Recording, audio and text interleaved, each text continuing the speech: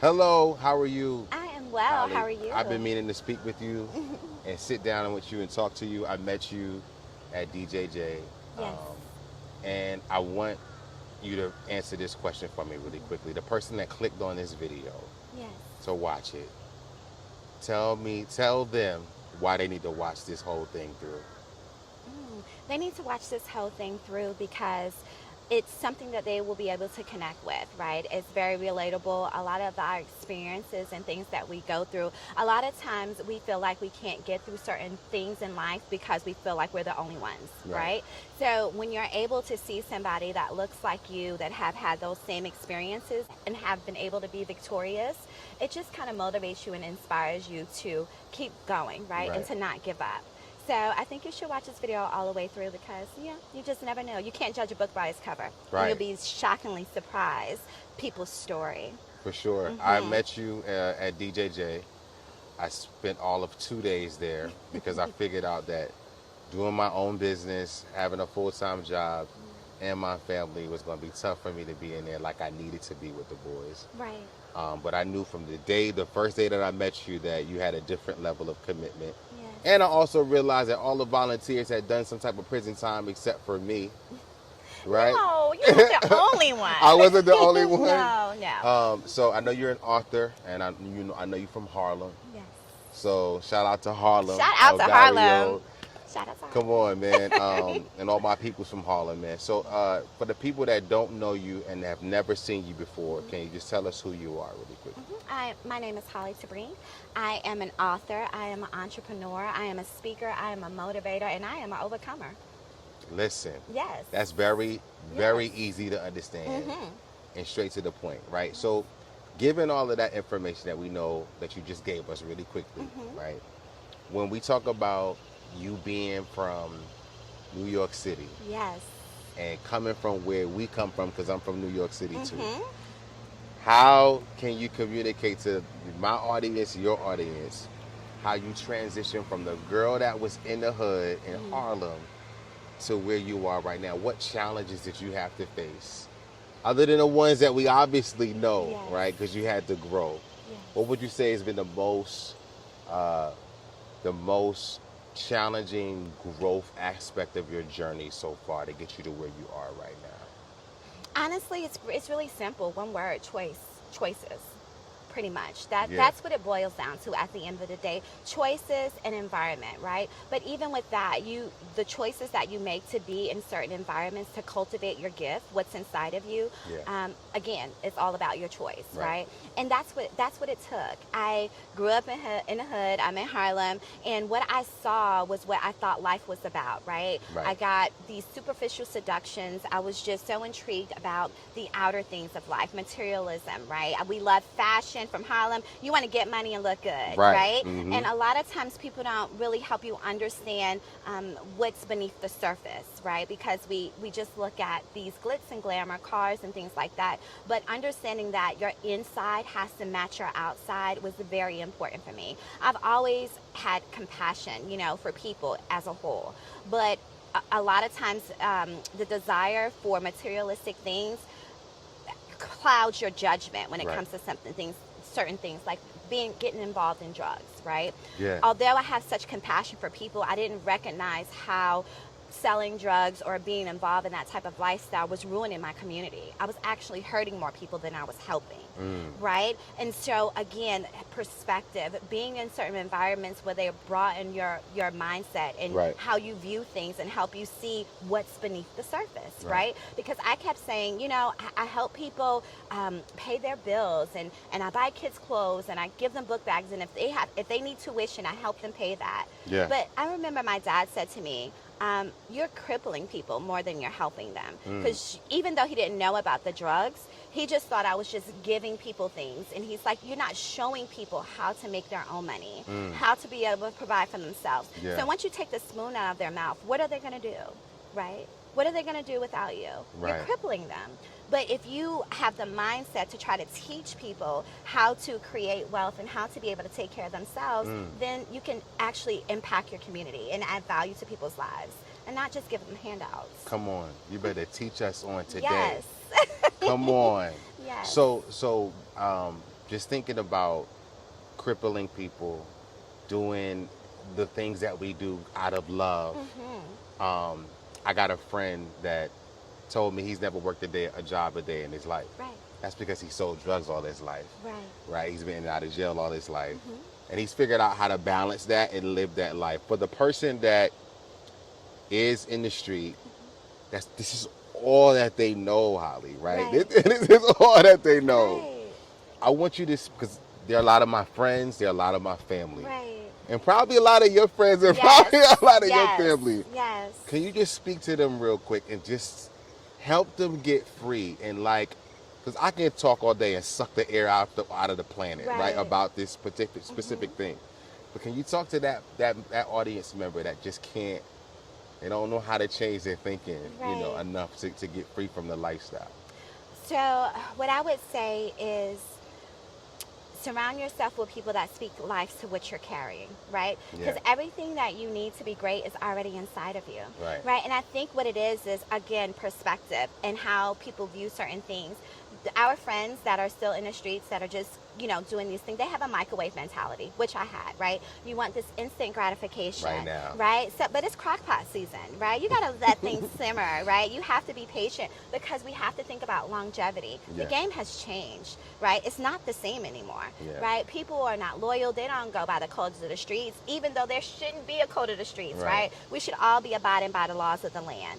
But such is life, right? And a lot of times we want to blame other people for why we're in certain circumstances. I get it. We have been in poverty. We have been oppressed for many, many years. However, there has been doors opening and so many opportunities for us to be great. And it's up to us. The system is not going to help us. The system is only going to keep giving you pats on the back, make you feel like you're getting a pass, that nobody is watching you and you're so good at what you do. That was my problem, right? When I started to get away with stuff, I'm dodging police, I'm getting pulled over with 5 bricks in a car and have the police changing my light. Like, if they only search the vehicle. But then you start to develop this ego, like, I'm so good, right? I can just get away with anything, until you can't. Until, for me, it took someone close to me, my family, right, to get me caught up. And that's what happens. Let me tell you something. Until you begin to walk in your purpose, nothing is going to work out. It's going to seem like everything is working out for you, but God will turn around and just snatch that thing from you. Come on, you better preach that word. He's not going to give you no gift, right? And you ain't going to open it. Oh, you going to open this gift one way or another, right? So for me, my choices had me going on detours, but I still came back full circle to my purpose and what God had to do for me. And understand that every choice you made in your past is the qualifier for the demand on your future. A lot of us think that we can't come back from our choices. Not knowing that our choices qualified us for everything that God has for us moving forward. And so for that person, I would let them know that while you think that your only gift is to be in the streets, you do distribution, manufacturing, logistics, marketing and advertising, networking, research, planning. You do all of that to sell drugs. All of that. You know the salary for those jobs? 6 figures. Easy. If you get real good. So if you master what's already inside of you, God is showing you have it in you. It's just the enemy wants you to have this microwave mentality, but God is saying use what's in you, put it in the crock pot and see what happens.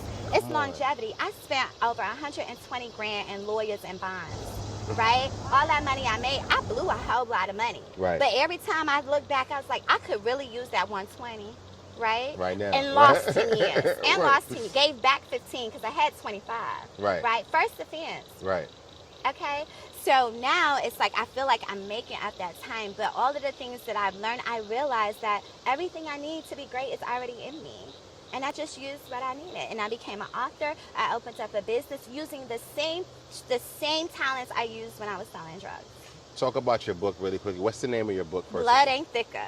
Blood ain't thicker than water, man. They lied to you. Blood ain't thicker than water. Can you talk about the book? Why would you give us a book entitled it that? I need to understand that. Well, because a lot of times when you are making choices or when you're in certain lifestyles, you feel like, okay, I'm rocking with my family, right? I'm with my family, so I am protected and I am secure.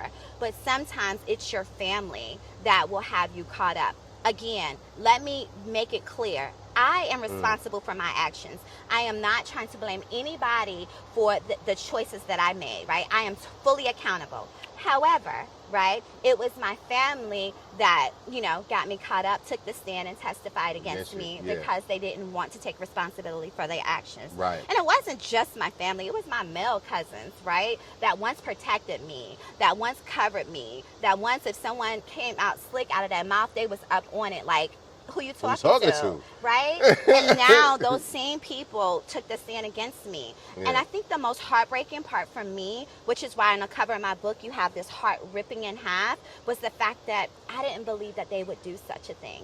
But when my lawyers were telling me, when the prosecutors were telling me that they were testifying against me, I thought they were lying.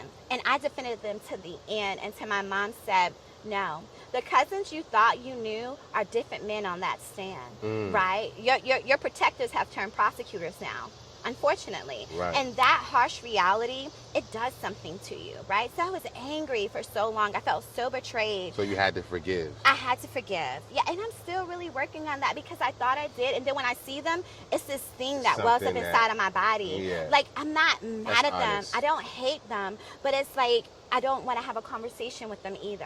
Yeah. Right? And our family is so huge and we're so tight-knit. It just really destroyed that whole relationship that we had. And that's what breaks my heart the most. Right?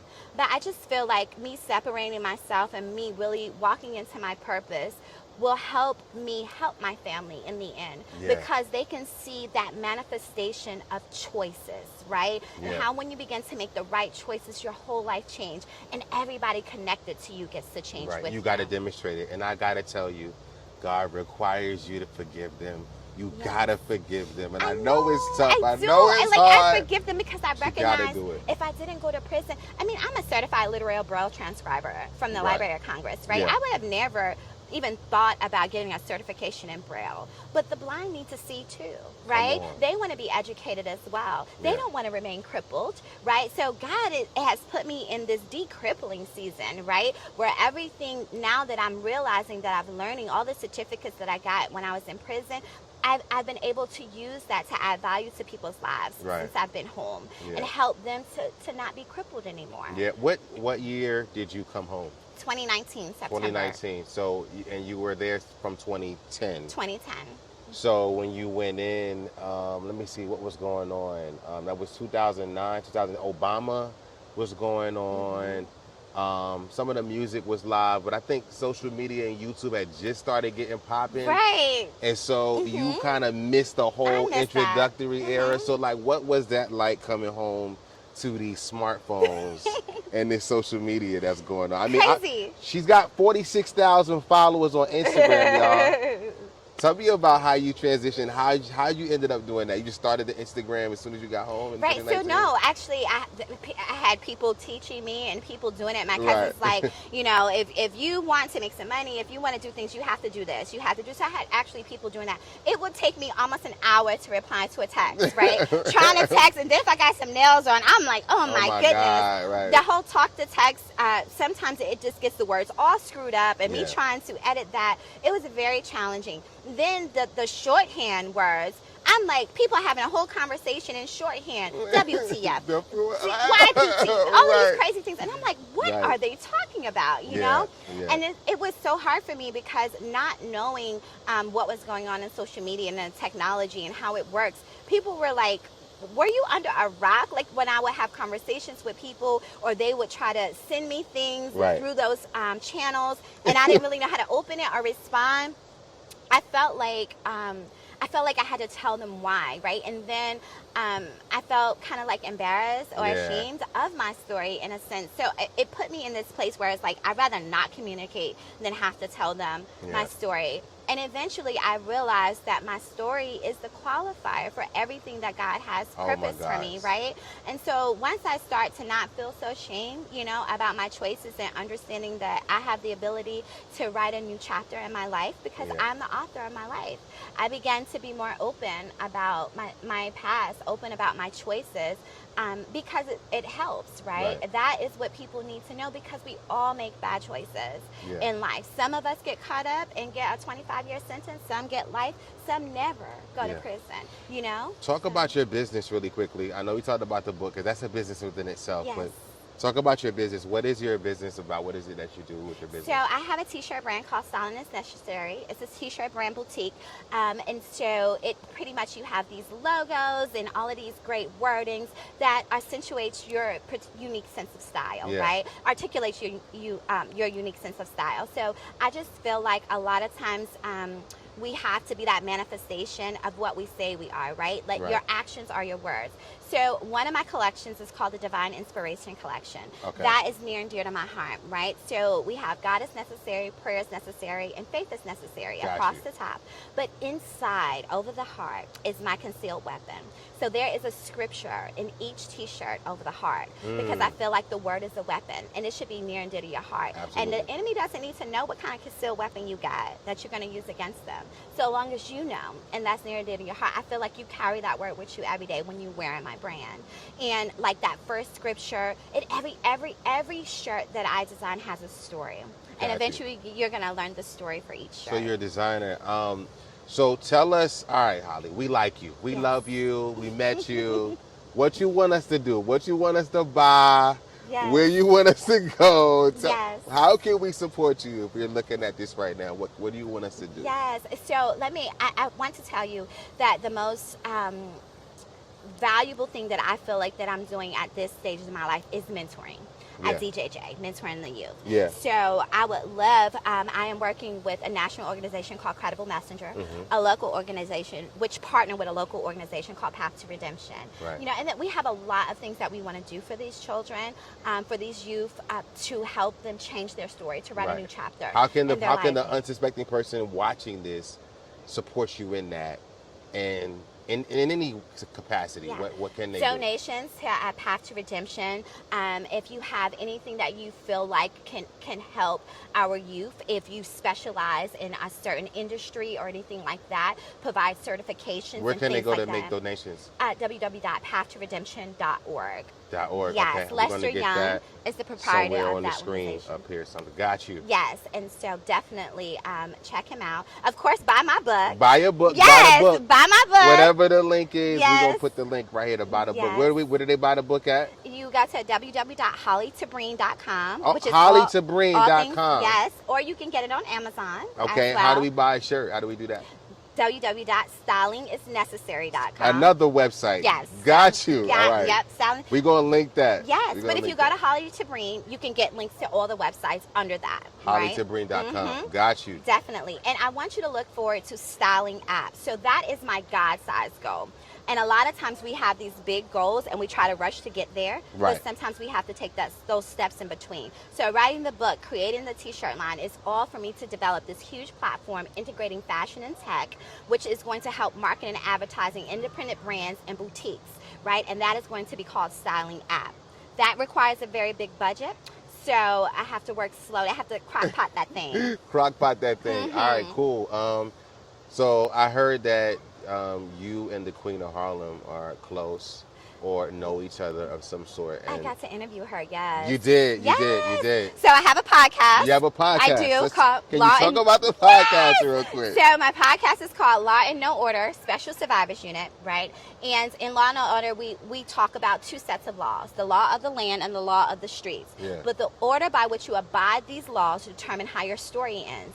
So I interview people about the choices that they made with the chances that they were given. But ultimately, how they dealt with the consequences and what they're doing to cultivate a different story, right? How are they changing their story? How are they doing that? Right. So I have some amazing interviews. I have women and men who have been through some serious traumas, some people who have committed some serious traumas on other people, and how they have began to change their story, restructure their life.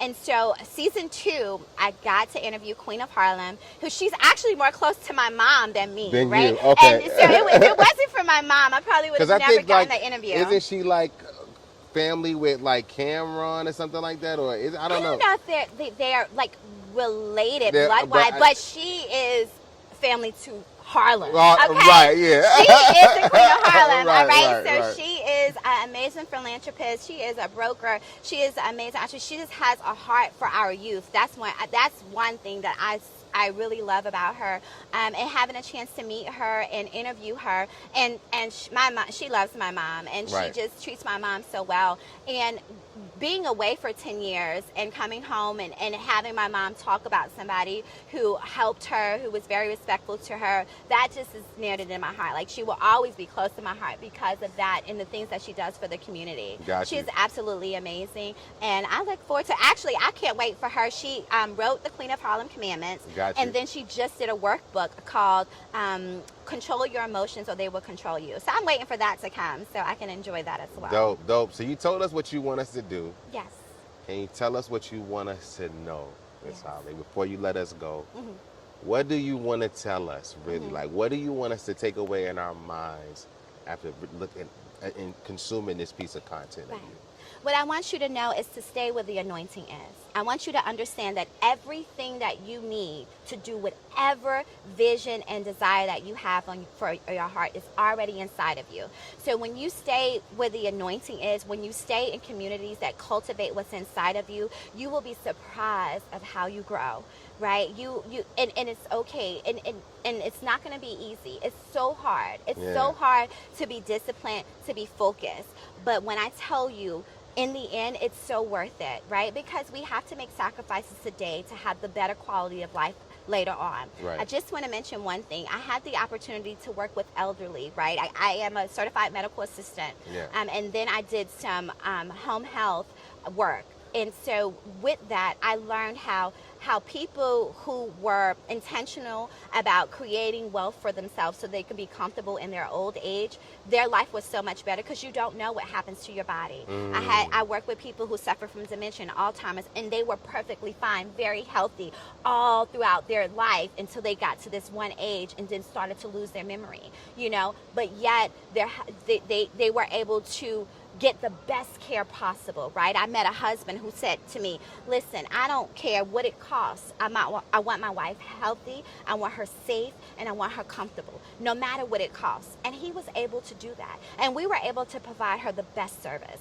Then I would go do another interview with another family who desired the same thing for their families. But unfortunately, they didn't put themselves in the position when they were younger. They didn't make the sacrifices when they were younger so that they can say they want their family member healthy, happy, and comfortable no matter the cost. Right. I'm struggling to find them grants and things like that so they could get 10 hours of care. And they need it. They have to choose between their medicine or home care when they can barely walk.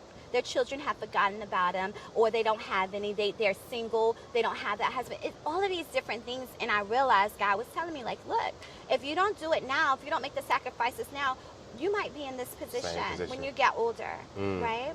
So also another thing, be careful how you treat people, because you never know who's watching you, who's in the position to bless you and change your whole life. Come on. Some of those other elderly people laid there miserably because they were terrible to people. One was an ex-state trooper, right? Wow. And he said to me, he regrets the things that he did, that sometimes he'll argue with his wife and get mad and pre-write tickets when he gets in the car and just pull somebody over to, for any little thing. He was not compassionate, had no empathy. You broke the law, you broke it. I don't care if it was 1 mile over or whatever. Yeah. And in his old age, he died alone. Wow. Nobody came to visit. No, he had strokes back to back. His own wife was in a whole nother room and didn't even interact with him or nothing. Wow. My heart broke for him, but he recognized that his suffering was from the choices he made it throughout his life. Yes. Choices is the word of the day. Choices. Keep in mind your choices. Choices. Miss Holli, I appreciate you. Thank you. Thank you so much for coming on here.